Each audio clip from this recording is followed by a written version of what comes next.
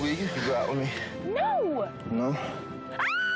Damn, my hand's slipping. Okay, fine. I'll go out with you. No, don't do me any favors. No, I want to. Say it again. I want to go out with you! All right, we'll go out. Selv hvis du aldrig har set The Notebook, kender du sikkert stadig billeder eller handling fra filmen. Men hvorfor er netop denne film blevet et symbol for mainstream romantik? I dette videoessay undersøger vi, hvordan The Notebook fungerer som en klassisk mainstream film, og hvorfor. Mainstream film er dem, der er designet til at ramme så bredt som muligt. Tydelige konflikter og genkendelige strukturer og skuespillere. En mainstream film kræver et stort budget, og det havde denne også. Da den i 2004 udkom, havde den brugt omkring 29 millioner dollars. Det gør den også let til at leve op til Hollywoods klassiske narrativ, en klar treaktstruktur med forudsigelige karakterer og handlinger. Derfor kan filmen let beskrives som high concept, hvor vi kan beskrive præmissen kort. Den typiske film, som går fra ligevægt til brud til ny ligevægt, er den perfekte beskrivelse på The Notebook. Man ved, hvor det bærer hen, historien om Noah og Allie som unge, der flytter sammen med fortællingen om det ældre par på plejehjemmet. Strukturen følger næsten perfekt den klassiske treaktmodel. Akt 1. Mødet, forelskelsen og den sociale konflikt mellem rig og fattig. Akt 2. Adskillelsen, længslen og midtpunktet og den ikoniske regnscene. Akt 3. Genforeningen og den følelsesmæssige afslutning i nutiden. Mainstream-film elsker melodrama. Historier, hvor følelserne er så store, at vi næsten mærker dem helt fysisk. The Notebook bruger alle genrens klassiske greb. Den tydelige sociale afstand mellem den rige familie og den fattige dreng.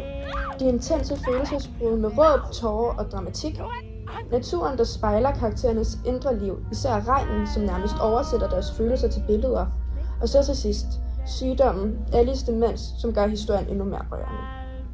Filmen sender os direkte ud på en følelsesmæssig rutsjebane, hvor selve konflikten måske er enkelt, men følelsesniveauet er skruet helt op i vejret. Det er en meget tragisk, men lykkelig kærlighedshistorie. Hvis vi dykker ned i filmen, kan vi tydeligt se igennem karaktererne og klichéerne. Vi kan identificere os med Allie, fordi hun er filmens følelsesmæssige centrum, og hendes valg driver hele historien. Noah fungerer som en meget romantiseret figur, prinsen på en hvide hest, som alligevel har sine fejl. The Notebook skiller sig lidt ud fra mange andre Hollywood-film, fordi Noahs syn på Allie er mere romantiserende end seksualiserende. Filmen er designet til, at publikum skal drømme sig ind i forholdet. The Notebook understreger sine følelser visuelt. Som ung er Allies tøj farverigt og lyst. Farver som rød, blå og lyserød er gentagne i begyndelsen, som symboliserer hendes levende kærlighed for Noah. Da hun så møder Lon, hendes nye mand, skifter hendes farver. Nu består de kun af mørke nuancer med små hinter rød, som kan symbolisere, at hun stadig føler noget for Noah, og at han hele tiden ligger i hendes bevidsthed. Vi lægger især mærke til, hvordan color grading ændrer sig til kold og mørk med dyster musik i baggrunden i regnscenen, hvor de skændes. Why didn't you write me? Why? It wasn't over for me. I waited for you for 7 years. Now it's too late. I wrote you 365 letters. I wrote you every day for a year. You wrote me? Yes. It wasn't over. It still isn't over. Det er også et meget mainstream filmtræk, hvor filmen tydeligt vil påvirke vores følelser. Klipningen følger Hollywoods kontinuitetsprincip.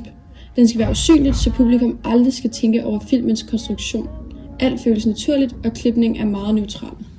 The Notebook er måske ikke en film, der prøver at chokere os eller være vildt anderledes. Den er faktisk ret velkendt, og det er nok også derfor, så mange bliver ved med at se den igen.